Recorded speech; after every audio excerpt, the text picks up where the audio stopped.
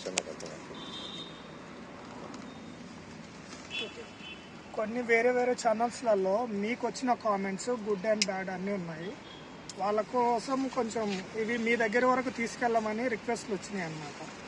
వాళ్ళ క్వశ్చన్స్ చదువుతాను, వాళ్ళకి కొంచెం ఆన్సర్లు తీసుకుంటుంది.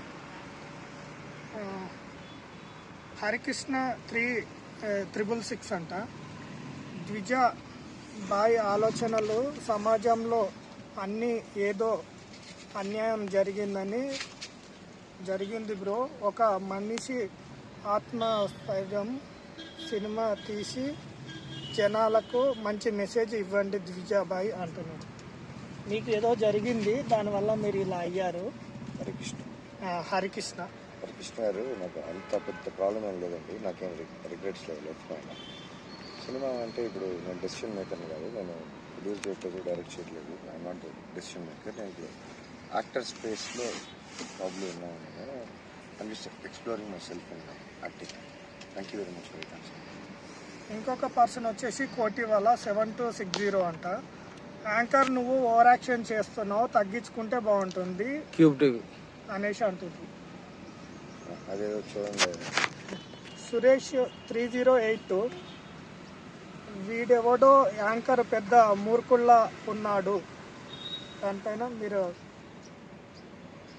సురేష్కి ఏం చెప్తారు? సురేష్ గారు అదేంటో చూడండి, నాకు తెలియదు. వరప్రసాద్ అంట. ఇప్పుడు కేంద్ర ప్రభుత్వం స్టాండ్ తీసుకొని మాట్లాడుతున్నాడు, కానీ నువ్వు తెలంగాణలో ఉన్నావు.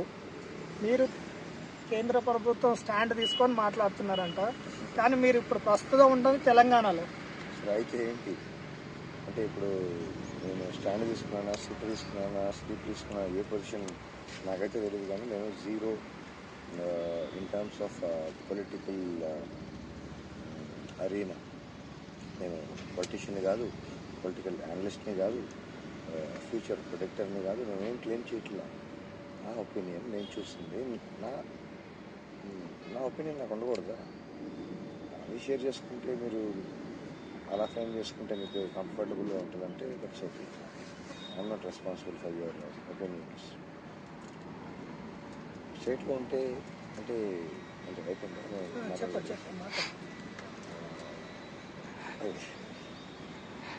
స్టేట్లో అంటే నాకు అర్థం కాదు. ఇక్కడ బిల్డింగ్ కన్స్ట్రక్షన్ అవుతుంది. దాంట్లో బీహార్ నుంచి, తమిళనాడు నుంచి, కేరళ నుంచి, ఎక్కడెక్కడి నుంచో, జార్ఖండ్ నుంచి, ఎక్కడెక్కడి నుంచో వస్తారు. అయితే ఏంటి ఉండకూడదు. సిటిజన్షిప్ ఆఫ్ ఇండియా ఉంటే ఇండియా మొత్తం ఎక్కడైనా ఉండొచ్చు, ఏమైనా పని చేసుకోవచ్చు అని చెప్తుంది కదా చట్టం, కాన్స్టిట్యూషన్ ఆఫ్ ఇండియా. ఏంటి ప్రాబ్లం? నీళ్ళ శ్రీనివాస్ కుమార్ 662 అంటాను. ఇదొక రకమైన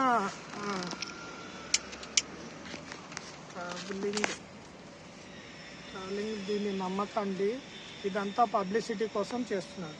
ఇదొక రకమైన ట్రోలింగ్, దీన్ని పబ్లిసిటీ కోసం చేస్తున్నారు, దీన్ని నమ్మకండి అని పెట్టారు.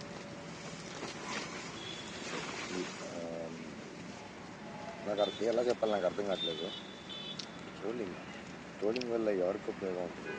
సరే, ఎవరికి ఎంత ఉపయోగం వచ్చిందో కొంచెం అదేదో ప్రాక్టికల్గా డేటా పెట్టుకొని మాట్లాడితే బెటర్గా ఉంటుందని నా ఒపీనియన్. నాకేం లబ్ధి జరిగింది, నేనేం పొందాను? నీలం శ్రీనివాస్ కుమార్.